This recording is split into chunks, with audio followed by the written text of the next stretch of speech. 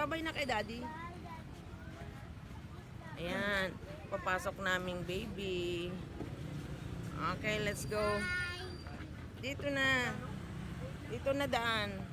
Ayan, papasok namin baby Nathan. There. Ayan, sige, pasok na. Ayan. Papasok na siya. May exam siya ngayon.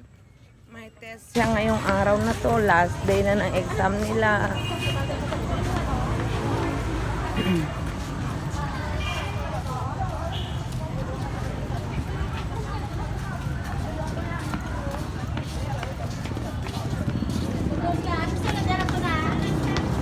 Yan, papasok na ang aming baby. Oh, your room is still closed.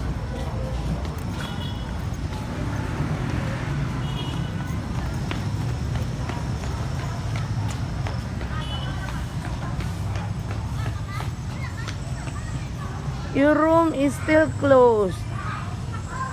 Why? What happened? Do you have class? Okay, come here. There.